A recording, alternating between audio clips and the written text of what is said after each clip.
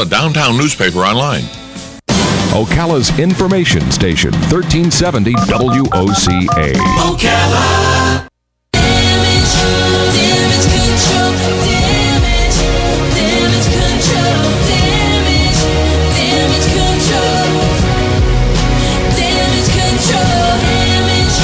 Damage control. All right, 24 minutes before 11 o'clock. You know, a long time ago, Robert and I used to do children's stories on the radio, and so if you don't mind, I'm going to slip back into that mode just for a second here. I got a children's story to tell you. Ready? Once upon a time, there was a restaurant that just didn't last, and it closed, and after it closed, the inside of that restaurant became a hazard, a mess. I mean, stuff was everywhere, dust was everywhere, things were broken, and when they took it apart, they didn't care. They left it in a shambles, and it stayed that way for 9 years. The place was unbelievably damaged. And then, where's Joe? And then, there you go, sorry. And then, all of a sudden, the folks over at WOCA named Joe and Dan Martone decided to move from the current location that they had been at, or the past location, maybe. See, I used to be good at this storytelling stuff. And I'm enthralled. We needed to fix the damage that was done to that restaurant because we wanted to occupy that space.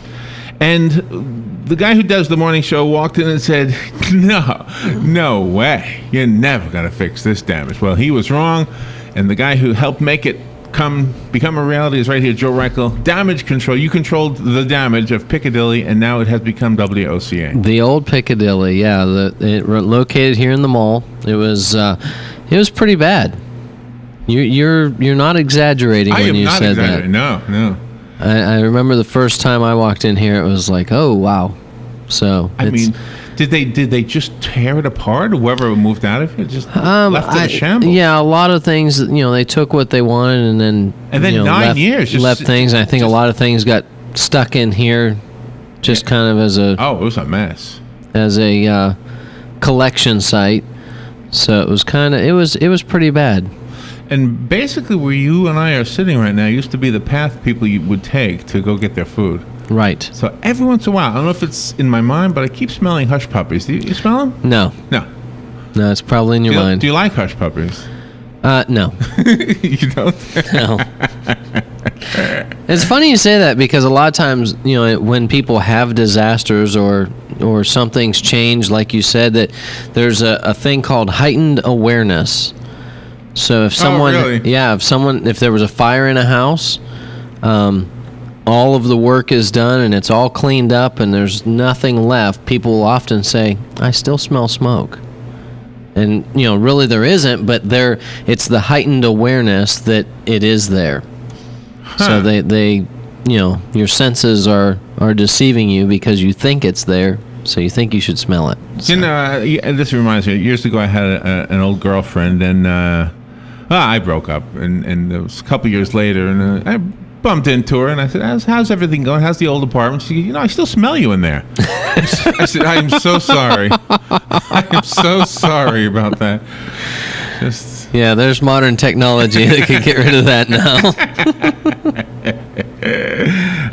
So, I mean, you must be proud. I mean, for those who don't know, Damage Control Services built these walls. Yeah, we were together. We were the contractor on record as far as taking care of the work here and making sure everything got done. And it's still a little bit of things to do, but it's really looking good, and it's nice to see everything coming together. Was there, and I don't mean to focus on us too much, but just real quickly, I have a question for you. Was there one thing that was a bigger challenge than everything else? Like, I'm going to ask specifically, was this window a huge challenge? Oh, I thought maybe you were talking about Joe himself. Not that I'm aware of. The window was... But they don't usually let me know about the challenges. It just seems like to put a hole in a wall and make a window out of it would be a tough job. That is it was a quite a job. We had to block off the outside there so that no one from none of the patrons to the mall would get hurt or be in the way. So you just make sure you got the right equipment and go with it. So By the nothing can't be done. By the way, just between us guys, there are some new skills that I must learn. Okay. Like not to be distracted. Right. Like there's a little bit of a guy. distraction. Yep. Yeah. It wasn't the little guy that was distracting me. Right. Well, he was the one smiling though. I didn't notice.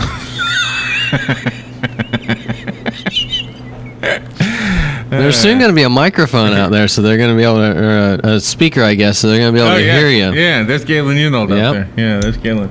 Well. Anyway, let's talk about some other. So the now we'll just see who all we can get to wave at us, right? The end of the story is that you transformed, and you and your team transformed this from an old it looked hopeless, into a beautiful new office. Is that the end of the story, or is that more the beginning? That's the end of chapter 1. Okay. Who knows how many chapters the story will have, right? Well, I new home, new stories. Yeah. Oh, I'm sure there will be. One of them is about this new posture I have to be in. I'm kind of leaning into the microphone. Gonna have to get you a new chair, maybe. Something new. I don't know. Any trees? Oh, there was a storm the other night, huh? The storm last night was bad. Oh, and this villa down in Claremont that fell into a hole. Right. You can't fix that thing. No, that's no. done. Yeah, the storm last night here in Marion County was pretty bad. A lot of lightning. I do not know of any damage that was sustained anywhere. Fortunately for everybody, but it was a very bad storm, and we've got in the past had several jobs from lightning. Lightning hitting trees and trees falling into homes, or even just direct hits to homes. One a fire that we did, a complete rebuild, and then there was another job that of a hole in a house that we did the repairs to that. So damage from lightning is something that is common, and especially in here where we live, a lightning capital of the world, and you get storms like last night come through, and you get the winds and things like that, the straight line winds, or even tornadoes are things you need to be concerned about or worried about. So these are all things that are scary whenever a storm comes through like last night. But my weather radio never even went off last night. I was kind of surprised. It was a weird kind of a storm. Yeah, it looked bad, but it really wasn't. No, a lot of lightning though. It was to me it was beautiful watching the sky, but I didn't get any bad weather. I agree, but it's scary. Yeah. Especially if you have a computer. We had an interesting call last Thursday. It was a flood. Wednesday night, a plumber had gone in and done some work, and the pipe that he put together, glued it correctly, but it was the plastic, they call it CPVC, and it split during the night. Oh, wow. And the homeowner goes in and into the bedroom and finds water everywhere, and they, not knowing how to turn off the water or what to do, dialed 911, and they live in the villages. So the fire department shows up. The fire department can't turn the water off. They have to call the water authority. So they dial the water authority, and I guess the water authority couldn't get there or whatever. And so in the meantime, water's just pouring out this pipe into their home and continuing to make more and more damage. And finally, the fire department decided they would turn off the water to the house. So, quite a bit of damage. Carpet, gonna have need new carpet throughout the house because of this, and in order to get it all repaired right. But kind of the reason I wanted to share this story is, if you have a home, know where the shutoff is. Know how to turn off the water to your home, because you never know if a pipe breaks, it is causing some serious damage, and the longer that runs, the more damage that you will have. And if you know where this shutoff is or how to turn it off, you can stop this from happening or stop more damage from Definitely. happening. Oh, yeah, right away. Yeah. I mean, can you imagine the damage in the amount of time it took in the story you just told to turn Right. it off? I mean, had they known right away, they could have avoided so much. And they had, water pouring out the garage door. Oh, wow. It was coming, into the house, and then, the exterior wall water was coming out from under that into the house. So there was extensive damage that didn't need to be there. And, that's why I wanted to talk about this, because it's something that can be prevented.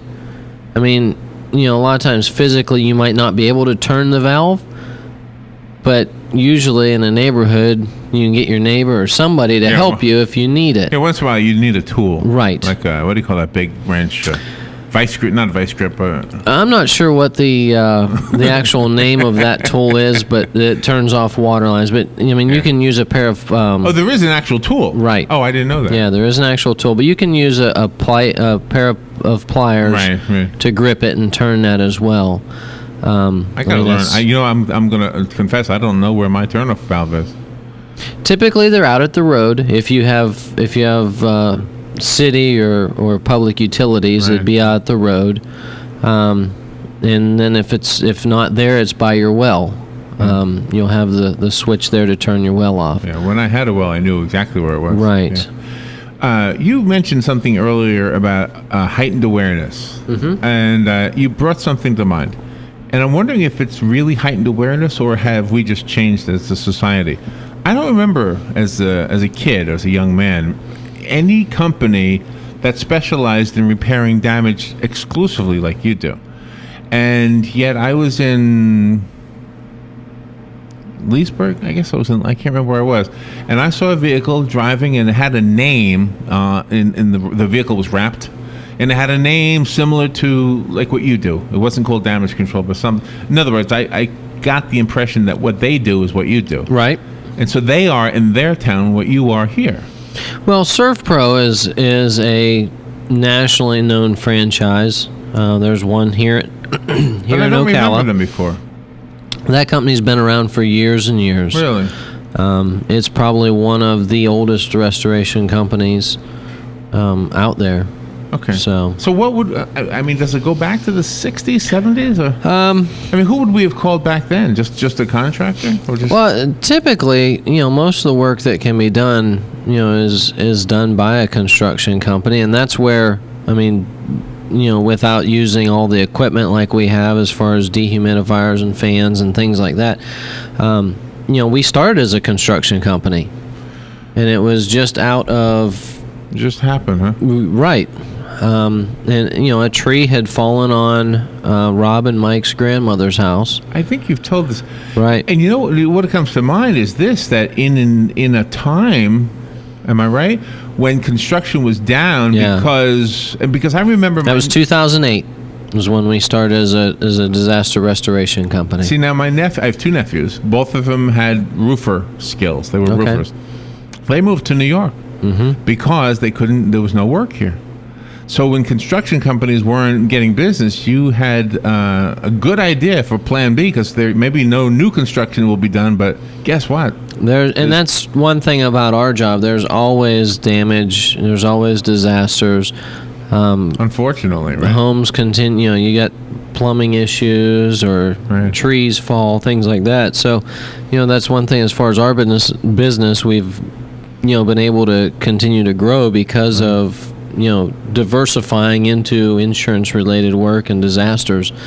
The only difficulty we have is, if it is an insurance claim, if someone's, behind in their mortgage or something like that, and then, that, makes a difficulty in the insurance work. So, Do the customers, your clients, do they ever say to you, "Look, you're going to fix this. I don't ever want this to happen again. I want you to make it stronger, fortify it"? Like, for example, that thing yesterday with that villa in Claremont. I mean, is there a way to just say, you know what, I'm not going to that's never going to happen again. I'm going to do something to prevent it. well, I mean, there's only really so much that a person can do as far as, building with the using the materials available to Right. fix something or to sturdy it so much. But there's plenty of things that you can do in order to, try to prevent damage from happening. There was a house I knew in an old neighborhood I used to live in, and his house was in the line of fire on a curve. Mm-hmm. And to prevent cars from missing that curve and riding into his house, he put in, there must have been 5 or 6, I call them short telephone poles. I mean, they look like telephone poles to me, but they were maybe 5 feet tall, and who knows how deep they were. And a huge rock. I don't know where he got the rock from, but he put a huge rock right there. I never heard of a car actually crashing into it, but I thought, well, that's a good idea. Yeah, and in the line of work that I do, that I pay more attention to stuff like that now, and I often see homes or buildings that are, in, like you said, the line of fire. They will have, those concrete poles or telephone poles or something. Right. In order to protect, and that is often a very good thing. I just went to a house in the northeast side of town.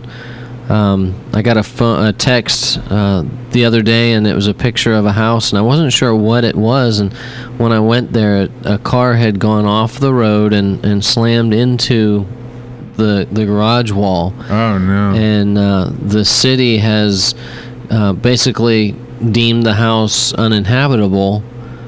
Because of this damage that it has, has happened to the house, and so I'm assuming, I don't really know, but I'm assuming there's no insurance on the house, and that's, I mean, that's sad, because everyone, you need that insurance. If something was to happen, you've got to be able to take care of the home. You really do. I mean, right. in every way. Joe Reichel is here. If you have a question for Joe, don't let me stop you because I'm chatting with him. Don't let me stop you from calling in. The number is the WOCA Climate Control Source Hotline, 622-WOCA. Joe Reichel, if you don't already know, was greatly responsible for these beautiful studios we're broadcasting from right now in the Paddock Mall, where we don't have much foot traffic today. Not yet. Still early. Is it? What time is it open?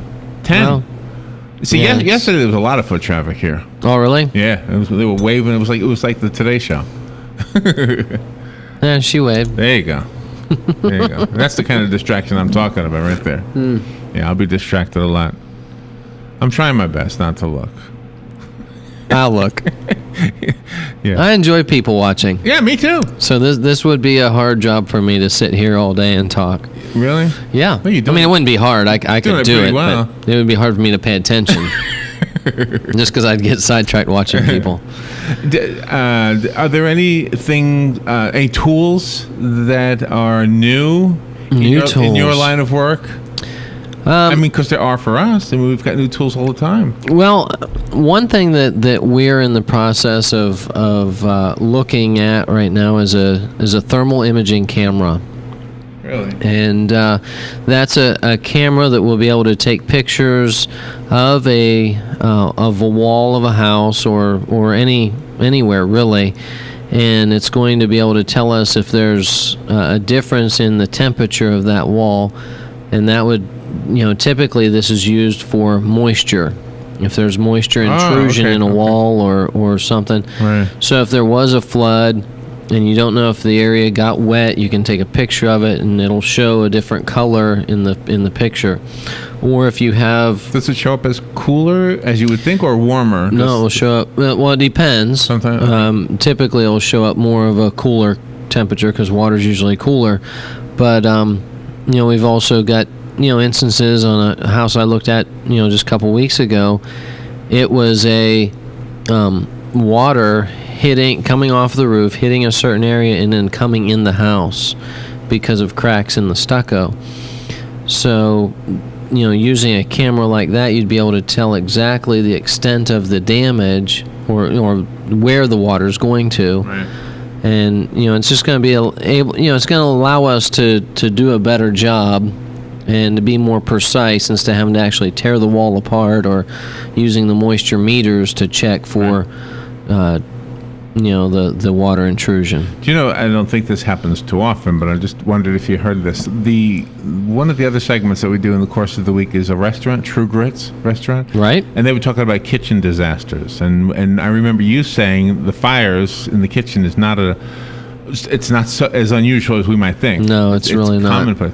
Well, I guess one of their stories that they had of a kitchen accident was when the cook, I think, spilled a bunch of vegetable oil. It was all over the place. Oh, wow. And the way they got it up was with salt. They just poured a load of salt on it. Oh, wow. And just pick it up. I would have never thought of that. I wouldn't have either. It must be slippery in there. That's what I think. Oh, hopefully not now. Not with all the salt. Add a little grit. Well, I think it was another. Add a little True Grit. I was watching a video and I posted on my YouTube about dryer vent, making sure your dryer vents are clean because of the hazards that are there because of fire in your dryers. Right. Oh, yes. And basically that lint accumulates and then you have heat. And if it, one little spark, that lint catches fire. Did you ever hear this? And maybe I don't mean to interrupt because maybe you were going in this direction. No, go ahead. Okay. When we use Bounce or those fabric softener things those sheets that we put into the dryer, yep, they actually release a chemical, and that chemical can actually close up almost like a little glass window, the little openings in the screen that is the lint.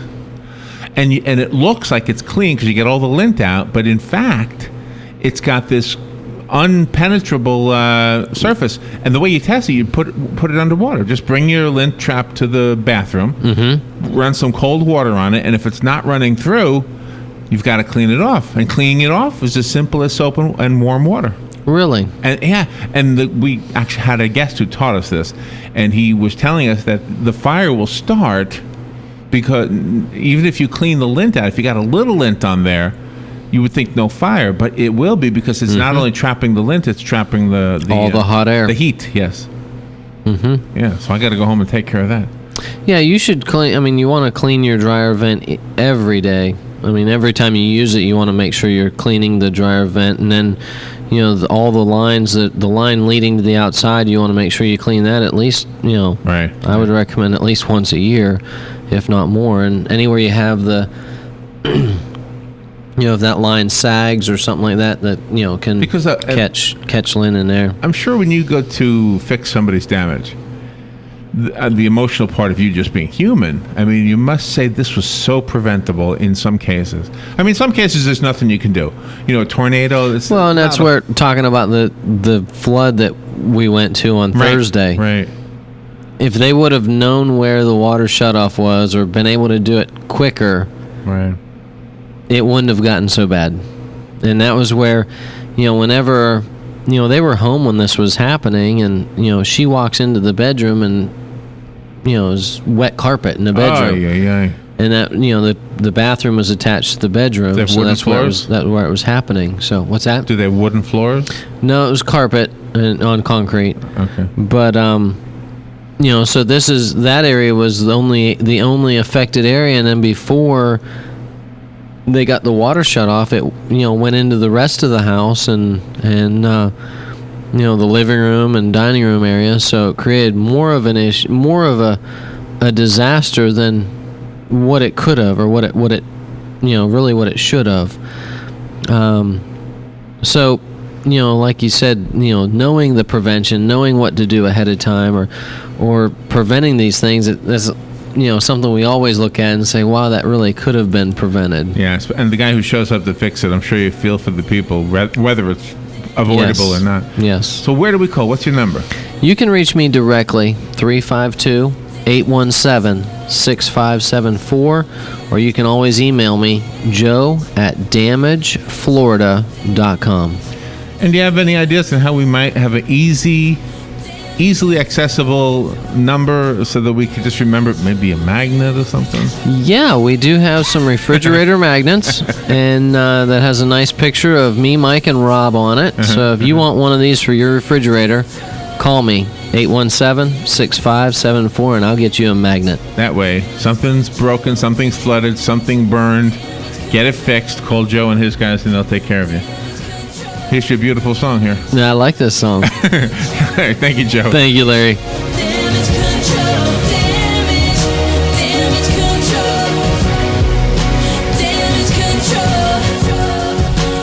Ocala's information station, 1370 WOCA.